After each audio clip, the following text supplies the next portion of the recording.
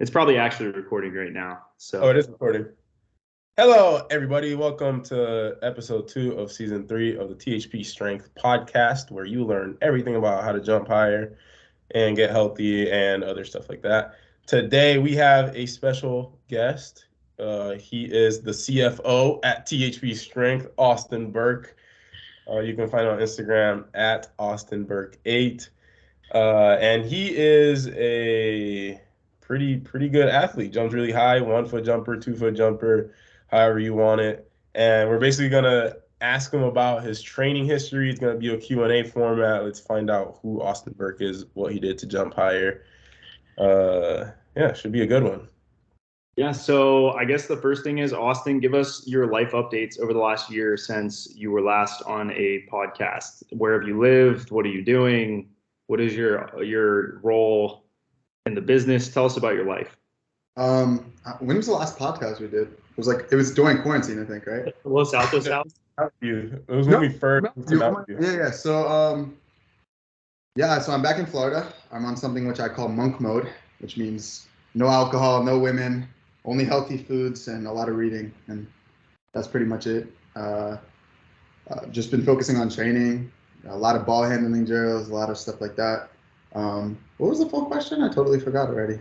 But your role in the business. That's a good. I mean, I handle a lot of the stuff with sales, consultations, signups, different things with new members. Pretty much anywhere you guys need me, like, I guess is the way to put it. I kind of just float. He's on already. So I guess getting into what you said earlier about monk mode, in terms of improving your diet, changing, alcohol consumption, removing any distractions, how important would you say that is in terms of your overall progression over the last year? Like, let's say that you had left everything the same versus changing all of those variables. How much of an impact did that have on your performance and kind of how you're jumping now? I would definitely say diet was huge for me. Not just diet, but cutting out alcohol as well. Just because the way you eat, what you drink affects everything. The way I was eating, I always was tired. I didn't feel too good. And the way I was drinking, I wasn't actually sleeping. So once I cut out those, unhealthy variables, I started sleeping well, had more energy throughout the day to do those extra things, like do those ball handling drills or stretch when I needed to, or do like the extra ISOs without it feeling like the end of the world. It definitely was extremely beneficial for me, and being a predominantly 1-foot jumper, cutting weight was humongous. That was a really big thing for me. How is your weight? Like, where were you at the beginning? Where are you at now? So I was about like 180. What was like 185 or something, like 184, 185 when I was in Mountain View. Holy cow. Yeah. I was like 184, 185, and I cut down to around like 178 to like 180 throughout the fall, and now I'm at 161. So that is so light. Is it sustainable? Like, what's your plan after dunk camp? Are you going to increase your calories? What's kind of your outlook moving forward? It definitely is sustainable because I'm very strict, but I'm also not absurdly strict. So I'll still go out to eat with people, or I'll have like, something here and there that I enjoy. That being said, yeah, I think it's definitely sustainable. Like, if I wanted to really get cut up and get to like 155, I don't think that would be sustainable, because I'd be eating like no carbs, like only grass-fed. I got nothing. I don't know. Grass-fed beef. Ridiculous, like grass-fed salmon, because obviously they don't. Grass-fed pork. Everything. But yeah, no, I think it definitely makes a huge difference in jumping. Obviously, fat doesn't fly, right? That's like the oldest saying in the book. But I don't even know how I survived jumping with like a 20-pound backpack on me, trying to jump and do tricks and stuff. That's great. Okay, so when you said you lost like 5 pounds in the fall, and then you moved to Florida and then really cut down. When did you, like, what was your approach to doing that? Like, did you count calories? Did you count macros? Did you track it all? Did you just follow general rules of thumb? What was your approach? One of the biggest things for me was not necessarily counting macros, because I have a general understanding of what is in most foods, but it was just eating less. Like, I always have a problem with just going hard with everything.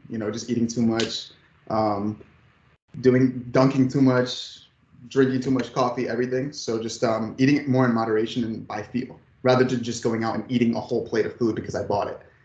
Just being okay with not eating as much.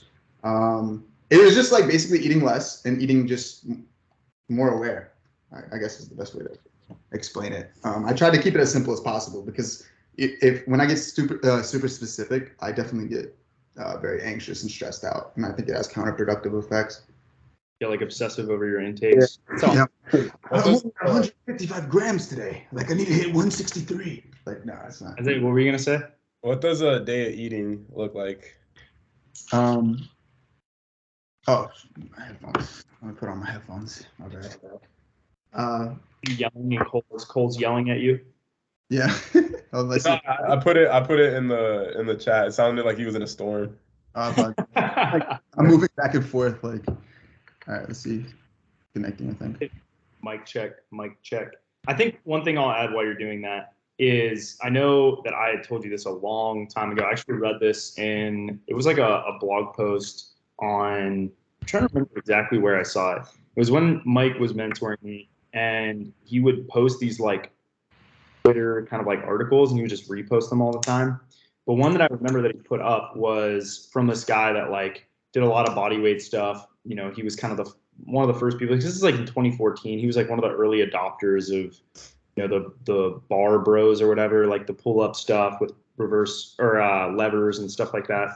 And he would say your goal should be to eat, like if your head were a bowl, fill that bowl with vegetables, and that's your goal to eat in a day.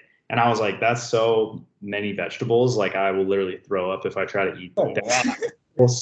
But you got a big head. Yeah. But actually, I mean, for myself, like it kind of gives me a frame of reference in terms of my intake. And I think a lot of people don't actually eat like vegetables really. Like they do, but it's not to that extent, and I'll tell people like your goal should be bare minimum is to eat a bag of frozen vegetables a day. Like, it's something that's like, just check that box minimum, you know what I mean? And you're going to be like the steamable ones, like you're going to be better off in terms of weight loss. One, because it's fiber, so you get full, and then two, it's like you get good micronutrients with that, depending on like what you're eating. But generally I'll go with like peas, or I'll do like cauliflower mixed with like the carrots, corn, and peas or something like that in it. So it gets kind of a variety, but I struggle with vegetables because I hate them. I freaking hate vegetables. So I use it as like part of my training it's like literally a part of my day is eat my protein shake and then a bag of frozen vegetables, because it curbs like how much carbohydrate intake I will take and then stops me from overeating. I think is a big part of it. But do you still do that, or what's your vegetable intake like now? Yeah, no, that's the oldest advice you ever gave me, was eat a bowl of vegetables the size of your head every day. Is the mic better, by the way? This is better? Yeah. Okay, Yeah. so yeah, I still eat a bowl of vegetables. I've learned to like them throughout the years, but one of the earliest tricks I would do is I would make like a scramble type of thing. So I would do like a bunch of rice, frozen vegetables, and some kind of meat and cheese and sriracha, like fat-free cheese and stuff, and just mix it up. That way I can get all of them in. But now I like the idea of eating like fresh fruit, or not fruits. I don't like fruit. Fresh vegetables. Like I look forward to it. So I'll just have like a bowl of like fresh vegetables, and I'll pick up. You dip them in anything, or you just eat like nah. Just raw carrots, raw celery, raw tomatoes. My brother calls me a rabbit because that's how I end the night. Because I'm still hungry. I could eat so much that I need that extra, the extra intake. I guess it's also easier to just like in terms of there's no food preparation. You probably literally just like pop the carrots in your mouth or cauliflower or whatever. Like you literally just pull it out of the fridge and you're just like. I can't eat cauliflower raw. I feel like it's like, it's just that's terrifying. I don't know. It's just the idea of it is horrifying. I remember the mixed vegetable bag used to be a go-to back in the day. I need to get back on that because my vegetable intake is really bad now. Do you eat vegetables, Isaiah, anymore? Not really. Hey, at least he's on cereal. Huh? What do you weigh right now? 184. Okay, that's actually not. That's around what I weigh, I think, too. Yeah. I was I think I don't. 9. I think I don't, because I still manage, like, I naturally, like, just don't overeat, I think, in terms of calories, but the quality of the calories needs to improve. But I think the vegetable is because I remember I used to just get the mixed bag of vegetables at Walmart and then just heat them up and yeah, like eat like 3 of those bowls a day. And Right. it's not, for me, it's not like it's a habit thing. It's not that I don't like vegetables, because I like vegetables. It's just that I get lazy. Like, I don't buy them at the store. I forget to, like, but I think that's an easy way to start. Well, I think we've all done this, but what is everyone's caloric expenditure like? And I guess I think we've all done this. We've all tracked our weight like week to week. Austin, I know you've done this. I don't know if you've done it in a while. Isaiah, I know I saw you do it, and I recently did it too. But we're all different weights. We're all different heights. We all have different genetic makeups. So this is kind of interesting, but we all do pretty similar training. So basically what you do is you track what you eat, everything you eat, and get it as accurate as you possibly can. And don't skimp on anything. So, if it's alcohol intake, if it's coffee, if it's milk, if it's like liquid calories count, candy, whatever you eat, sauces, you add everything in. Sauces kill you. Yeah, like ranch and all this other stuff.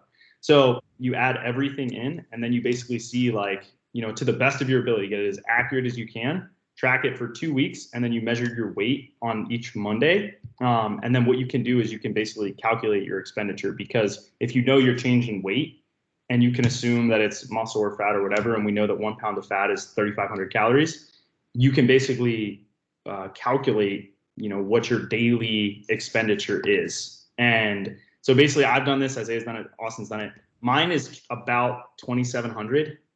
Is about for maintenance when I'm training on load management. I think when I train on the current setup I'm doing, when it's like a high-low setup, I actually think it's closer to like 3,000.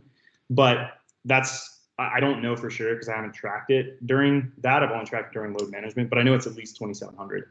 And I can kind of go by hunger as well. Like on days I lift, I'm so much hungrier when I lift heavy, like hard, heavy lifting, versus just like even a jump session. Like I don't really get hungry on days where I jump. And especially when I'm off, I'm really not hungry. So I do prefer to, like, I love eating, so I like to train every day. But that's where I am. Austin, what is your expenditure like for maintenance? So I'm still trying to figure that out at the moment. Like, I'm still trying to figure out what works for me. Just because I wasn't entirely honest when I was tracking back in the day. I was leaving out a few drinks here and there. And the drinks you get or the snacks you get after you drink, I was leaving those out too. But nowadays I keep my caloric intake between 1,800 and 2,200 calories. And that's what I'm noticing. Like, I have enough energy to do my workouts. I have enough energy to do things. And I'm losing weight as well. And I'll also, like, I make sure I just fast all the time. I eat when I'm ready to eat rather than forcing myself to eat, which is something that a lot of people who follow strict diets end up doing. Is like, I have to eat at this time, like right now. I just let my body. I actually really agree with that. Like, I struggle with that so much when I'm tracking. I just become like I'm like, I have to track, I have to like eat this much. It's like, dude, I just eat when I'm hungry, and I end up losing weight doing that because the training is so much volume. So it's like I call it a high flux diet. It's like you end up losing weight because you exercise so much and you eat like when you're hungry, that it ends up being fine. And I mean, obviously, I think all of us would agree, like, protein intake is kind of king for us. Like, we always try to hit that baseline protein intake. I think for me, I'm around, so I didn't realize how much it was for me to take in 1.7 grams per kilogram, which is on the lower end of the recommendation for speed power athletes. It's 1.5 to 2.2 grams per kilogram. And if you're losing weight, you can go up as high as like 3 grams per kilogram. So I try to hit 1.7, and it's like 145. It's so much protein. Like, it's like, I have to eat like 5 eggs. I have to eat like a freaking pound of ground beef, a chicken breast, and then like take in a protein shake with like 40 grams of protein, and I'll like barely hit it. You know what I mean? Yeah. So I guess, do you still, I guess both of you guys, do you guys both try to hit that protein intake is like the first goal and the biggest goal for you guys? So I'm trying to look up how much the gold standard. Do you guys know how much the gold standard has? In the gold. The protein, it should be like 24, right? Yeah, 24 per scoop. So I don't track my protein, but I eat 2 scoops of that, so 48 grams in my protein shake after every single workout. Breakfast, I eat cereal with a ton of milk, like 2 bowls of cereal. So that's probably like, I don't know, 24 ounces of milk, I want to say. Okay, so that's like So That's that's a lot of protein. so how much, isn't it like 8 grams per? It's like 8 grams for 8 fluid ounces. So I think That's if you're 96. So four that's, servings, yeah, so that's 96 grams of protein by like lunchtime, I think. cereal has Lunch, I so- usually go out, like that's usually the one time I go out during the day, and I'll eat like tacos or something like that, which has meat in it. And then for dinner, usually we make some kind of protein with dinner, like ground beef, or yeah, like yesterday was chicken Alfredo, so I had chicken. Pasta also contains protein. So I think, yeah, now like looking at it, like I think I get a lot of I haven't tracked it, so I don't know, but I think it's a lot.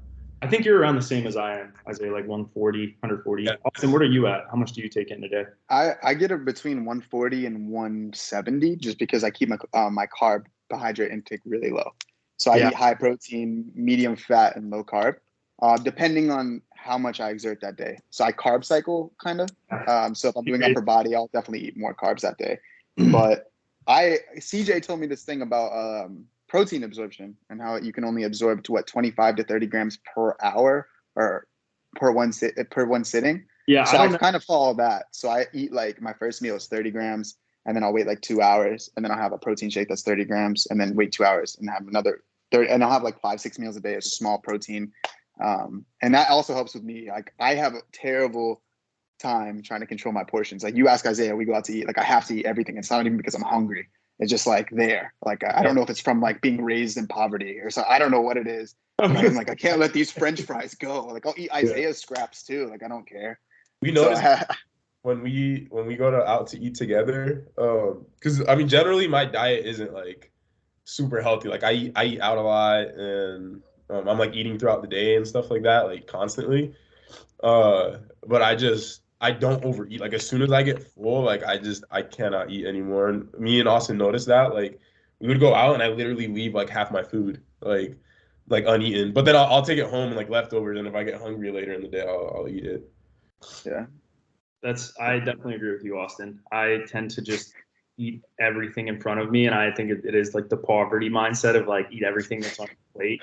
Yeah, you paid for it. You might as well. You gotta eat it. I will say, growing up, that was one thing my parents always like I always had food and they always cooked for us and stuff. And yeah, so I don't know that. It's not that like my mom, like I had to, like it was different with my mom. My mom wouldn't mind if I left food. We just had leftovers or whatever. But when I moved in with my grandparents, because they grew up during the Great Depression. So we had leftovers like 5 times a week. We had smorgasbord Thursdays, which is everyone's leftovers from the week put on a table at once, and we had to finish them and stuff like that. So like for me, and I just see food and I have to eat it. Like I can't waste things. I have a lot of trouble with that. But that also does lead to gaining a lot of weight, especially if you're eating out and your meal's like 1,500 calories. Then you're eating like a bodybuilder all day, trying to hit your protein numbers. I actually think like now I'm about to have a child and I've been thinking about this, but I think something that like a lot of parents do that I think is like messed up is like they force their kids to eat everything like on the table. Yeah. But like I feel like as a kid, like you like auto regulate, like you like if you're full, like if you're hungry, you're gonna eat. You know what I mean? Yeah. So I think that's something that's kind of like messed up. I think being picky is like a different thing, but just forcing someone to eat a massive plate of food, like.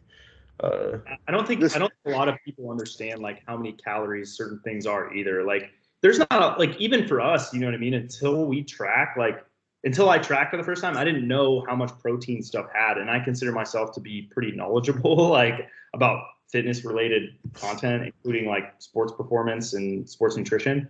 And so unless you track it, you don't really know. So I think a lot of parents like I just don't know if they realize how many calories are in a lot of the things that they're giving their kids. And that's why like kids get fat because like their parents either don't teach them like portion control, or they just tell them, yeah, you got to eat everything on your plate. Like you can't get up until you eat everything on your plate. And it's like, and then when the parent doesn't eat healthy, it compounds that, right?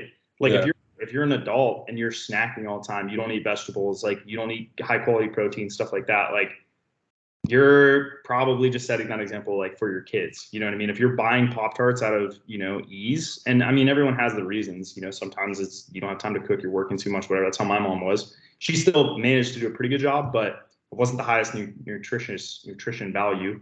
And so it's just like, if you're buying Pop-Tarts for your kids and you're buying like sugary cereals and sugary oatmeal and all that stuff, like you're just setting the example for them. You're just setting them up basically to gain weight and learn bad habits. You know what I mean? So I think that's also part of it. But one thing we never answered, Isaiah, what is so Austin, yours was 18 to 22. Yeah, it's 22. I don't know what your actual expenditure is. Mine was 26 to 2,700. Isaiah, what is your expenditure for maintenance? So we tracked this when we were in Mountain View. Like we averaged out a period of 2 weeks, I think it was, where I didn't gain weight, and it averaged to 2,900 calories. And I'm looking back at like my Fitness Pal, and like day to day, it actually ranges a lot. I think depending on how hard of a workout like I had on that day, but on the low end, like it can be like 2,200 calories, and then some of these days I'm eating like 3,300, 3,400 calories. That's insane. Yeah, and then it averages out to like 2,900 for maintenance. Okay. So Wait, no, go ahead. Sorry. I'm gonna say Austin. No, I was gonna say like we kind of calculated what my my intake was when I was like going out and drinking and doing everything with you guys, because I was eating like 2,400 calories a day with protein, and then we were drinking like 5 beers, a couple whiskeys, like whatever it was at the time. And that's already like another 2,000. How many calories does a beer have, like a 12-ounce beer? It's like what, 200, 300? No, I don't think it depends what you get. But Modelo, hold up. Modelo's in. Yeah. We have to check based on Modelo. There's only one beer for Isaiah. Yeah. It's Modelo. I'm guessing it's 120 for a Modelo. 154 in a can of Modelo. Okay, so yeah, you have a few of those, plus it's like 20 carbs, plus any kind of mixed drinks or anything like that. Look, if you have a mixed drink like a Coke and rum, or you're looking at like 200. 300. You're so fat. Like a crazy night of drinking can be like 1,000 calories just in alcohol, and then you add in like eating, like you go to like, then you add the munchies, Taco Bell. Yeah, it can go up. I think it can go up to like 1,500, 1,600. Like, it's so bad, dude. One of the guys that we used to coach, who's like one of the OGs on the program, he literally was like from one of the first athletes we ever coached, was Jordan Kinnery. I don't know how you say his last name. Yeah. You guys watched finals, Kinnery. Yeah, I think you guys watched the NBA finals at his house. No, the NBA dunk contest. NBA dunk contest, yeah. So Jordan's like a great guy, but he moved to Chicago, and I think he was like in Florida. I don't know. He just wasn't paying attention to what he was eating and stuff. But he has since adopted this. It's like a certain rule book. I don't remember what it's called, but it's like you don't drink alcohol. You like work out twice a day. They have to be outside. It has to be 30 minutes, whatever. I've heard this. It's like a challenge thing. Yeah. He lost like, I want to say he lost like 15 to 20 pounds. Like he lost so much weight just by cutting alcohol out of his diet. Because I mean, he was pretty much already working out. You know what I mean? It wasn't that serious. That wasn't a big change. But just cutting alcohol out of his diet, like lost so much weight. Even myself, like I tracked my weight in, I think it was like mid-April, just like wrote it down or whatever and put it into Macro Factor, and which is an app I recommend for people that do want to track.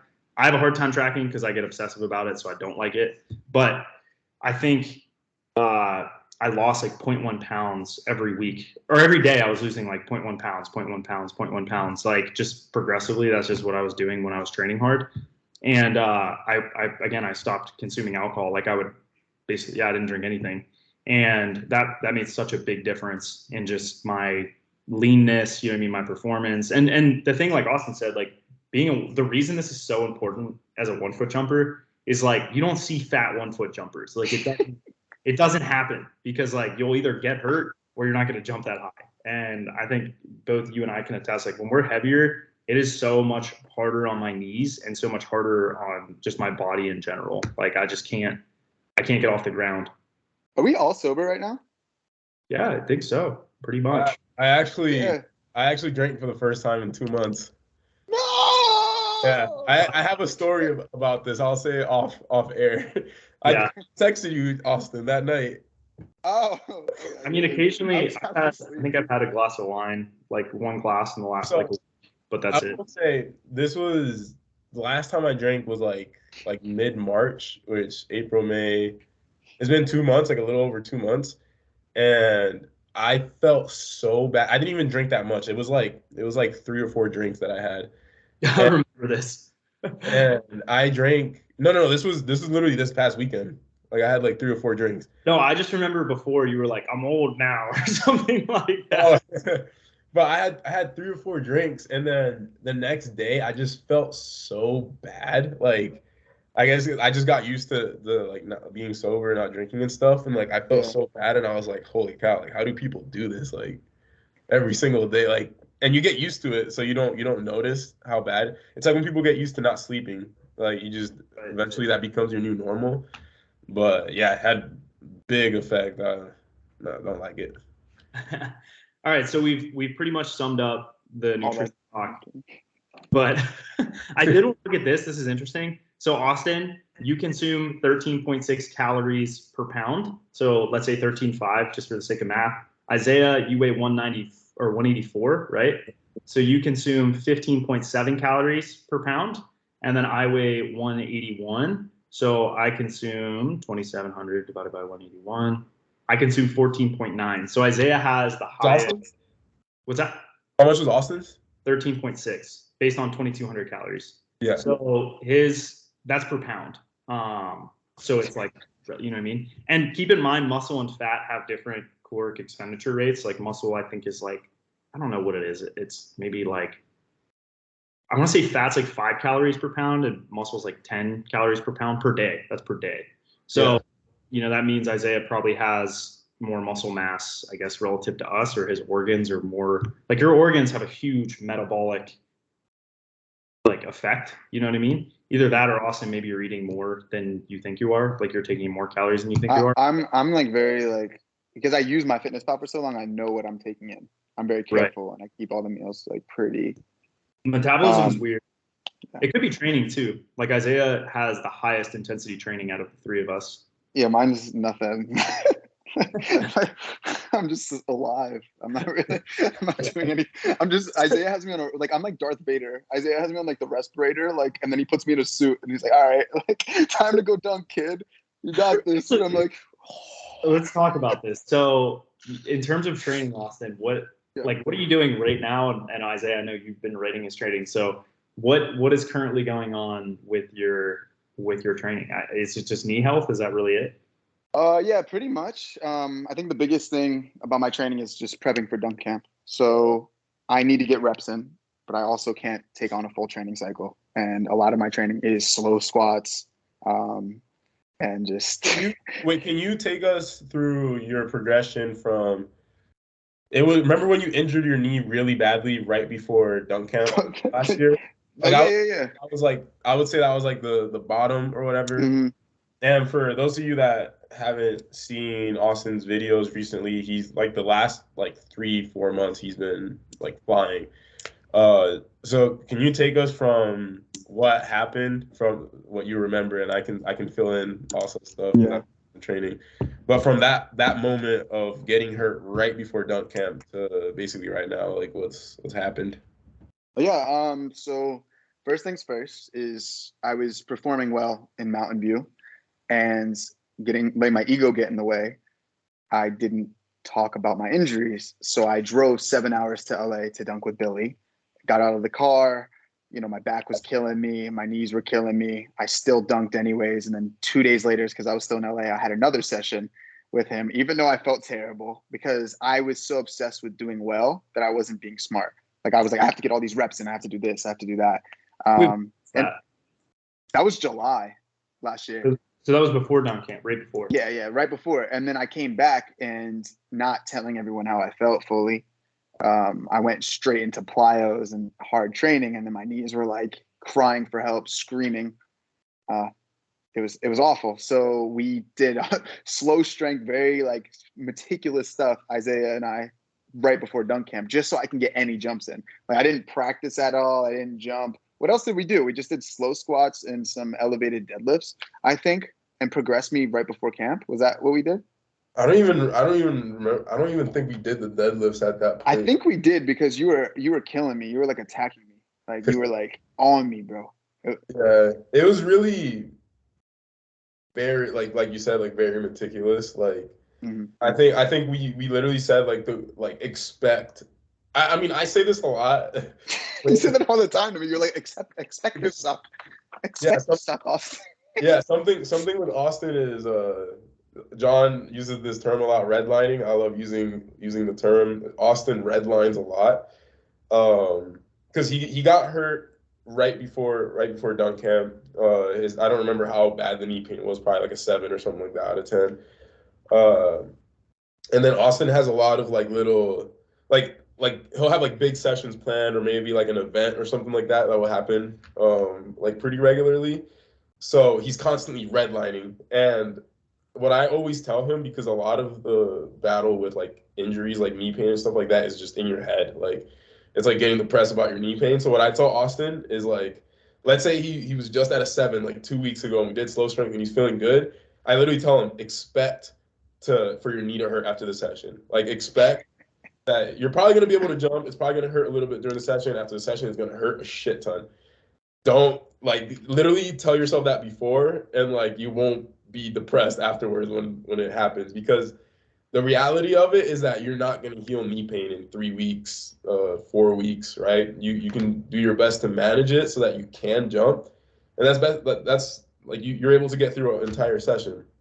But it's kind of like it's just setting your ego aside, understanding that you can't do full-on jump training to jump your highest. You're gonna jump your highest by being as healthy as possible in that little time frame that you have.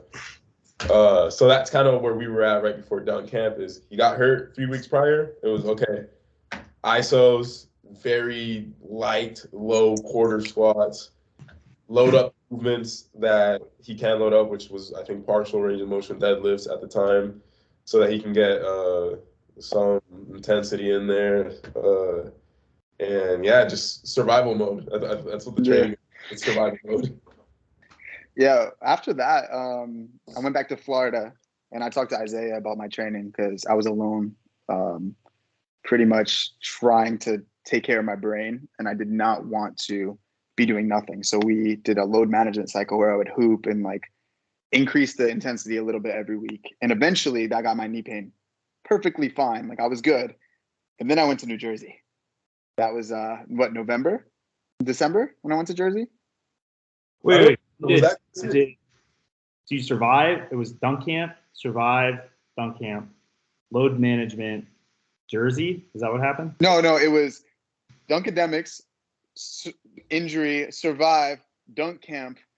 I died again at dunk camp, survive, load management to, hey CJ, you look handsome today. Okay, load management till about November, December. And then I went to New Jersey, but they closed all the courts for COVID. So all I was doing was lifting. I was lifting extremely heavy. I was very strong at the time. I was cleaning a lot, but I was getting no jump volume.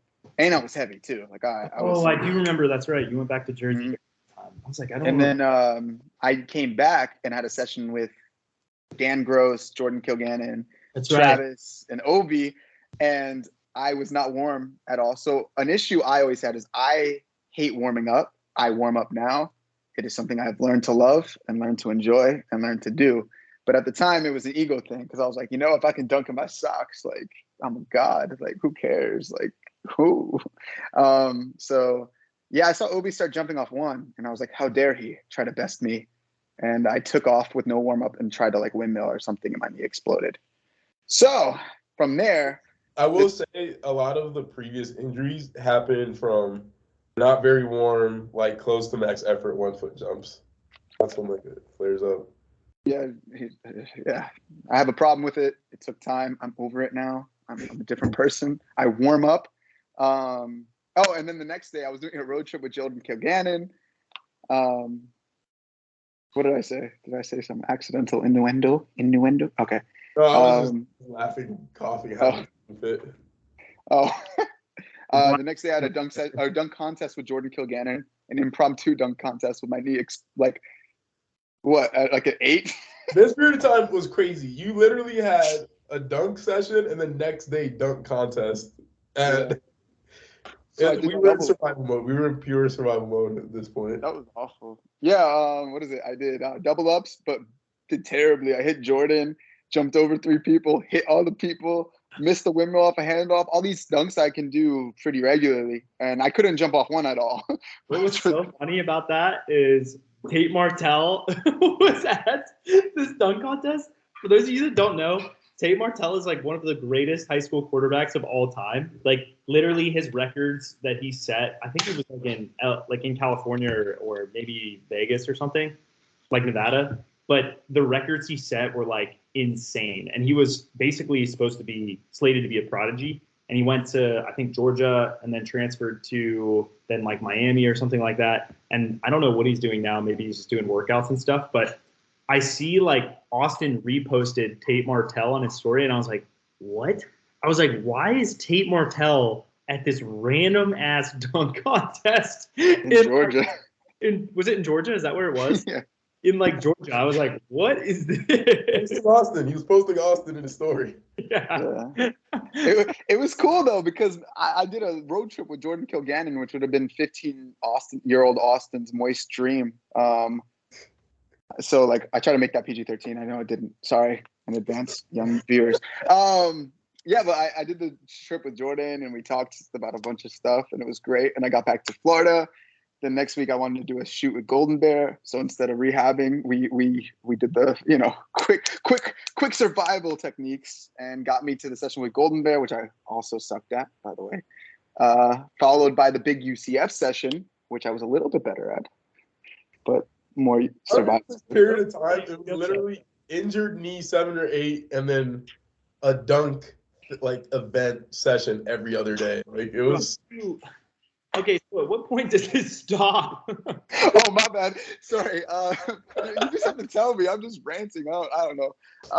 Yeah. The whole story. Okay, so after that session at UCF, I started taking it a little bit easier. Then I got on, a little bit more strength work, and it was totally fine. I was happy. This is about 2 months in. I'm losing weight. I cut out alcohol. Like I was, just doing all the little things with training, taking all the low-hanging fruit, hand speed drills, stretching a lot, doing all these things. When did you start changing your whole lifestyle and training better? So on the way down to, or right before the dunk contest with Jordan, it was like that week, but there was a bunch of other things I had to change as well. I tried to change so much at once that it was overwhelming. So then I had to do one thing at a time, changing my diet, changing my sleeping patterns, my caffeine intake, my alcohol intake, all these things. It was one thing at a time. And that's around that period where I started. Did you ever talk to Jordan about like habits, like habit formation and that type of thing? Not regularly. We talked more about like philosophy and spirituality and things like that more so. Because I had a big change in my mindset when I did a contest with Jordan in Vegas, and he like changed my perspective. We talked about like habit formation, and like a big change in my training happened. But yeah, I was just curious. If you guys didn't have that contest, I don't think him and I would have been friends, honestly. Like we would always been acquaintances. You just spoke highly of me, and then we became friends. So thank you. Yeah, I did speak highly of you during that time. Yeah. But he's very interesting to watch. No matter what he does, no one's going to stop him from doing it. He's going to eat all the healthiest snacks at the healthiest places, and he's going to do exactly what he wants and what's best for him, no matter what. What got me was when you were just here, and I was telling Austin, because I meditate every morning, but every single time I visit like friends, like let's say I go to like Mountain View or Florida, or me and my wife will go take like a trip somewhere, like a vacation somewhere, I stop meditating because I get self-conscious about like meditating and stuff, and like make excuses for not having time. And then something that changed my whole perspective, and I've been super consistent ever since, is Austin told me during that time with Jordan that he like woke up one day and Jordan was just in Austin's room, like in the sunlight, like just meditating. Like, and Austin like walks in, and then Jordan didn't stop meditating. He just stayed there like with his eyes closed, like in the sun. Like that, I heard that and I was like, whoa, he doesn't care. Like he just does what he needs to do, like no matter what. He's so unfaltered. Like he does not care what anyone thinks. I was taking a shower and I think he was sleeping or something. And I come out and the blinds are open. It was at the hotel in Georgia. And he's on the stool meditating. And I'm like trying to put my clothes on really quietly and all this stuff. He didn't care. What'd you say? I said he was completely naked. Yeah, but he was butt naked, with candles lit. Yeah. The wrong idea. It was awful. But yeah, even he came and stayed at my house, and I think he was like meditating by the back door or something. I don't know, one morning, but he does not falter from his routine. It's shower and meditate, like shower and meditate, shower and meditate. No matter where he's at, it doesn't matter. How much a day does this guy take? I may take a lot of showers because this man showers like the moment he wakes up, and I feel weird about talking about this man's bathing habits on the TFP podcast. Yeah, Jordan's hygiene. He's very hygienic. Yeah, extremely hygienic guy. That's well, yeah. So it sounds like you guys on bringing this all back. So basically, awesome. You talk to Jordan. You form all these healthy habits, you come back, you do the Golden Bear session, and you start more or less just kind of rehabbing back and building a lot of strength. Like, did you do sessions throughout that time as well? I think I took a week off or so, right? So the initial period of time, because the Golden Bear session was like the last kind of like crucible he had to go through. And then from there, it was like a week of like ISOs and slow strength. Then we moved to a load management schedule, and instead of going through very strict like drops, then standing box jumps and all that stuff, I told Austin he could play basketball, just don't dunk while playing basketball. Like basically a level of like whatever will keep your knees like okay, which for most people it's a bad idea. Most people don't have the discipline to do it. But for Austin, he was playing and then he would do like a dunk here and there on a fast break. Maybe it would hurt a little bit. Like I think his knee would be a little bit flared up after the sessions, but not enough to where like the training has to get derailed. How many times a week were you doing that? Like Monday, Thursday, or was it just on Saturdays? Or it was it Monday, Thursday? I don't been recall. Like Tuesday, Saturday, or something like that. It was something weird. Because I talked to Austin the other day, and he said that you had him doing Monday, Wednesday, Friday was like slow quarter squats. Oh wait. That's right Saturday. now. It was never mind. I said that wrong. It was Monday, Wednesday, Friday, and then basketball on Saturday once a week. That's what So, I wasn't gonna correct you, but I was like, wait, remember. What was your logic? Because I mean, you've pretty much been doing that, right, Austin? Is that more or less what you've been doing for a while? Yeah, just because it's important for me to. What'd you say? Have you had any cycle of like actual like training since, I don't know, the last 3 months? Like, have you done a cycle of like hard anything? Last 3 months? Yeah, I did. I think one, he was at some point because recently his knees started getting worse. Like he started doing a lot more dunking, like big dunk sessions, like when I went to Florida and stuff like that. But I believe we had. I think it was it was like a max strength cycle. I did like one max strength cycle without sprinting, or 2 max strength cycles. And then right before the Dunkademic session, my knee flared up again. It was like the day before I could barely walk. And we had. Yeah, he was doing mid-March is when he finally moved away from slow strength. So that was 2 months ago. And he was deadlifting, hex bar jumps, barbell squats at 80%, doing clean pulls, 2-step squats.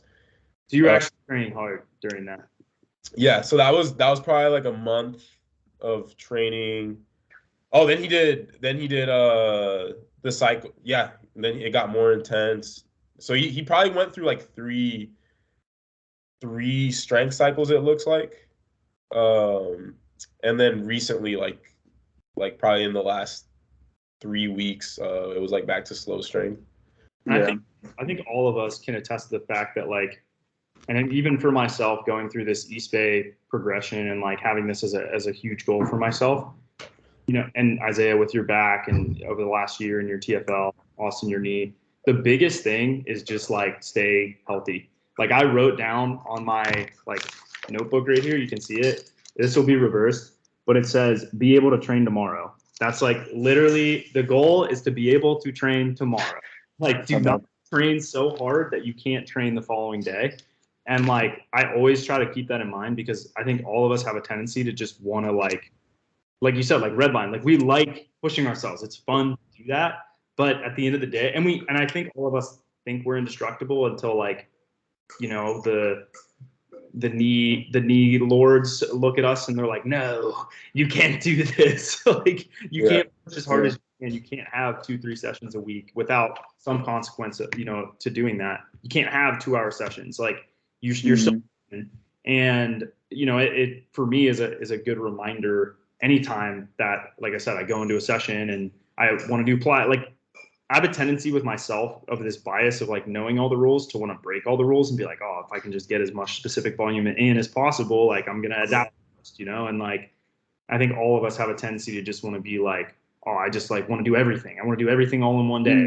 You can't do that. You know what I mean? So I think having a good, you know, person to write your training, to bounce ideas off of, to hold you accountable is like a really, really good thing. Like CJ, he's cooking, yam pancakes behind me with protein powder. The thick ones, the ones that are the size of like a random suburban diner in Minnesota. Actually, I wish you could. I don't know if you could see the pancake. Where is CJ? There's CJ. There's that giant pink slab. It looks like a piece of ham on the. Your legs look great, CJ. Yeah. Anyways, yesterday I came out and I see this just giant wad of pink slime on a plate, and I was like, "Is that a piece of ham?" I thought he took a center cut of a ham, like point, and just fucking protein, bro. It's protein intake. You gotta get the protein. How is that? And then he's like, "Oh, it's a pancake." And I was like, "Okay." Anyways, enough about CJ's pancake. So yes, he is making that pancake. But he holds me accountable to like not over jump or like to do my ISOs. And I don't know, I think that is one of the biggest roles of having a coach, you know what I mean? And as you get better in your athletic career, you know, it's more about like having someone to hold you accountable with a level of autonomy. Like Isaiah and his training, you know, the last 2-3 months, it was like he pretty much was just doing he had to get his back healthy. And I was like, you know what you have to do. Like I can tell you when you need me, ask, like more or less. Like it's co-coaching. The athlete has a certain goal, and I think like Austin, you're kind of, you know, getting to that point. Either you have been or you're getting to that point now where you have more or less an idea of what you need to do, and then Isaiah's there to say yes or no. But then if you need someone to like write a full training cycle, you know what I mean? I obviously this past month wrote out Isaiah's 3-week progression, you know, to actually, I guess you can share this. You put it on your YouTube, Isaiah, but so basically from, I want to say like the beginning of the year, probably like January until a month ago, I was basically writing my own training and then using John as like consultation. Like I would like call John and be like, hey, how do you feel about like this and this and this? And he'd give me advice, and I would kind of write my training. And then that was like working well, got my back healthy. And then literally three weeks ago or something like that, I actually don't remember how long ago, I was like, John, do your magic. Like we're 2 months out from dunk camp. I'm healthy. Like write the training out. Yeah. It's a lot of like Q&A too. Like it's very collaborative, because I don't like the kind of like militant, like athlete coaching relationships where you just tell them what to do. And so I pretty well try to work with the athlete to come to a middle ground where it's like we both agree that this is like the best thing, you know what I mean? And so I asked Isaiah, I was like, okay, you know, what do you want to, and this is like really good for high level athletes. Like this is not something I would do with someone that isn't Isaiah or isn't Austin and has literally 10 plus years of jump training, you know, underneath their belt and has, you know, the level of vertical that they have. And so, you know, it's like you come to this middle ground where it's like, hey, look, like this is your goal. We're, you know, 6 weeks out or 8 weeks out. You know, we talked on Saturday. It was like, okay, you know, you have 2 options. You can either push for 4 weeks or whatever, and then do load management for 2 weeks, or you can do 2-3 week cycles where we progress intensity and drop volume. And it's like, let him decide. Like, these are your 2 options. Both of these things will work. You know what I mean? And then he's like, okay, I'd rather do 2-3 week cycles, you know, where I just really get as strong as possible. And so the goal of this one was match your back squat, PR your deadlift, PR your power clean. That was really the ultimate goal. So I think today. No, tomorrow. Wow. Yeah, tomorrow he'll test his power clean. So we'll see if the cycle worked. I think it will. I'm pretty confident he's going to get minimum 290, probably 295. I don't know. I said 315. He might. I was gonna go straight for 295 just because I was so close last time. Right. Although I have been liking your technique of just go for the 5-pound PR first. 5-pound PR, build the confidence, then go for whatever you want to go. I like that method too. I think that's pretty cool. I think it's smart. Mike always used to say that to me, my mentor. He used to tell me, he's like, just get a PR, just get something underneath your belt so you can walk away from the gym being happy with what you did, even if it's a 1 kilogram PR. And I've actually seen that. I almost it gives me an adrenaline rush almost, and like there's an emotional aspect that it's like a rush of endorphins when you get that PR. You're like, oh, thank God. That's what happened to me yesterday. Like I got the 5-pound deadlift PR, and I was like, wow, that moved easy. Like this is height, and then I did a 15-pound jump, and then like got that. Yep. And then the same thing happened for the front squat. 5-pound PR went, and then 15-pound jump went for the next PR. And I've seen You're a strong man. I've seen you do this a couple times where you'll go from like 365 and back squat to like 405, and I'm like, what the hell? Like, what was that? I agree with this method. I always have felt this way because like I only have a certain amount of energy in me that I need to go straight for something heavy. Like I need to warm up a little bit and go for it. Otherwise, it's not happening.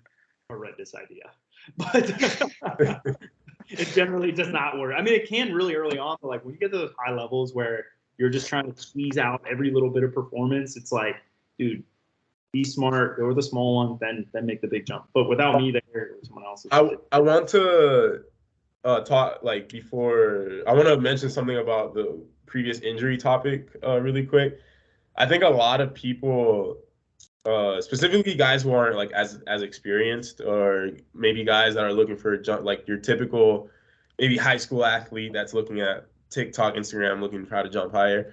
There's this like misconception that like you can get to this nirvana of perfect health. Like you can get to this nirvana of like perfect health and no injuries, and once you get there, then you can start doing like all the jump training like ad nauseum and just progress until like the rest of eternity. Injuries are part of the process, and the better you get as an athlete, like the more you redline, the more you're pushing your limits. Like they're completely normal, and you shouldn't like think down about someone's training or something like that just because there were injuries. And also the role of just the psychology of like dunking. Like it's fun as shit. It's addicting. If it's healthy to do it, just like 15 max jumps a week. But the reality is people are gonna push themselves. They're gonna have the 2-hour sessions, the 3-hour sessions, and when you're doing that, injuries are gonna be part of the process. And no matter what coaches out there are telling you, they're like, I guarantee they're getting hurt. Like no matter what, like there's nobody that's perfectly healthy out there. If they're telling you they're perfectly healthy, it's probably a lie. Yeah, people put a facade. They put this like facade of like, oh, I never get hurt. I'm always healthy. I've never had an injury in my whole life. And I'm like, dude, that's bullshit. Like you wake up and you're just as sore as everyone else. Like what? Oh, you're just the alleged, like you're not a human. You're just John's fired. That doesn't have nerves. like if it sounds too good to be true, it probably is. Injuries are a part of like pushing. Like that's a part of pushing, and everyone has a different, like cost benefit analysis, like their risk assessment or their comfort with risk. So what's called risk aversion, like how comfortable someone is with risk. And if you're pushing, it is a higher risk activity. Like technically it's a high risk activity for Isaiah to go for a power clean PR, like to hit 300 in a power clean. Like we don't need to be doing that. No, he doesn't, but like he wants to. Cool. I'm for it. I'm like, you want to hit 50, like you that pretty strong. I mean, it's just like it's a part of it. So I think we're at a good place to stop. We're at 54-ish minutes. And I'm gonna upload this. I have a faster system than I did yesterday. It took forever. But Austin, you have a final comment? We didn't finish talking about dunk camp and my progression to the training, I think, right? Yeah. So I just want to put this out here. So we're just gonna keep me alive to dunk camp. Keep me moving. And also, I was gonna say something, but I forgot. I was gonna say something about injuries though, but I was being respectful and not But something I'm noticing with me, I keep getting like, it seems like every session I'm PRing a little bit. Like I'm jumping higher than I was every session, which is not something I've experienced before in some way or another. Like, and that is something that always leads to me flaring up as well. And that's why I wanted to mention. And also how important it is to have a coach to get to know you. Like Isaiah knows when I'm exaggerating. John knows when I'm exaggerating. They know when I'm lying. They know when I don't, like, you know, I'm withholding info and they need to change things. It makes it so much easier. Real quick, the expectation of like progressing every session is something that was big with Austin. Is Austin expects to jump better than he did each week. Like he expects each week to be better than the week before. And sometimes that happens. Sometimes you'll have a cycle, like maybe your knee pain's getting better each time and you're progressing each session. But a lot of it is just being like, it's okay to have a bad day. That's normal. It's normal to see decrease in performance throughout the training cycle before you see that big jump. Yeah. That last session, I texted Isaiah and I texted John because I was trying to get myself to dunk more because I didn't dunk as well as I wanted. And Isaiah was like, literally go to the bathroom, pretend you're taking a dump, and meditate. Like, do not dunk. And I was like, oh, he has to talk me off a ledge, or John has to talk me off a ledge. But I definitely think the biggest improvement in my dunk, like just my dunking as of late, is actually putting my all into it. As before, I treated it more like, you know, yeah. And now it's, you know, I wake up, I do the things I need to. I prioritize. Yeah, I prioritize my sleep. I do the hand speed drills. I focus on technique. I watch the videos and I eat well. And it's actually about caring and you know, taking on the challenge. It's, if I could sum it up in one sentence, make training and dunking your lifestyle, but separate yourself from the results of it. Yeah, my depression, I'm like, Isaiah, my knee hurts again. Yeah. I don't know where I'm going to end up tonight. I don't know where I'll be. To the point where, like, that's just what you do, but don't, if you have a bad day, if you get hurt, just don't set your happiness to the results of dunking. Yeah, definitely think, like, you know, being able to handle those ups and downs is a big part of, like, whether you'll be successful. Like, I'm probably going to hit my first East Bay at like 28 or 29. Like, it just is. Hit it tomorrow. Yeah, or tomorrow, or probably not going to dunk till a little while. But being able to just kind of surf through those ups and downs, you know what I mean? Handle the lows, handle the highs, and like they said, like, be good at separating yourself from it. Like, it's your lifestyle. It's exciting. It's fun to think about, but being able to step away from that and I don't know, do other things, like enjoy going and hanging out with, going on a walk with my dog, getting boba, like hang out with my friends or doing whatever, but still keeping the goal, you know, and that, to me, like how you make long-term, very slow improvement. It's just like, don't quit. It doesn't matter, you know, even if everything's necessarily perfect, you just do the best you can in that moment. You're always going to make the best decision you can as far as your training. So yeah, I think, again, like I said, this is a good place to stop. We're at 50 minutes. So this is a long one, but you guys asked for a podcast, so we're giving you podcasts. I don't have anything else. Isaiah, do you want to send us off? Austin, you guys have anything else? No, that's pretty much it. Oh, do you have anything, Austin? Oh, yeah. Read more, meditate more, watch less Disney Channel. I was literally this morning, I was setting just a list of just things to do to make your life better, and I put it was meditate, read, don't fap, less. Wait, I can say it. It was supposed to say fap less, read more, because that's my quote. But I stopped myself because I thought it was PG-13. It's like fap less, read more. Like, that's my lifestyle. Do that and you'll live. Yeah. Oh, but fat less, and less social media, and you'll be chilling. So we can say fap? Yeah. Oh, I sound like I feel like if you can say drinking, I feel like you can talk about drinking. You can talk about the normal body process of sex. It's I always say this. It's about how you. After dark.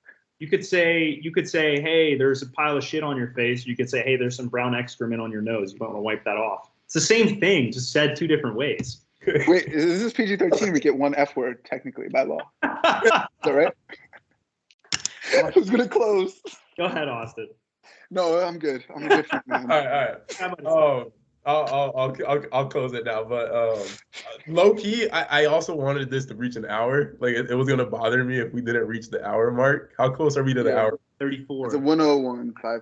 36. We have Okay, 20. okay. I'll close it out. I'll take 30 seconds to close it out. If you're watching this on YouTube, make sure to like the video. This helps push out the video to more people. It helps the algorithm. Leave a comment. Me and John, I don't know about Austin. I think Austin just reads the comments. But me and John are pretty good about answering like most of the comments. So leave any questions, comments. If you found something funny, put the timestamp, whatever it is. Subscribe if you haven't to John's YouTube because he's putting all the podcasts on here.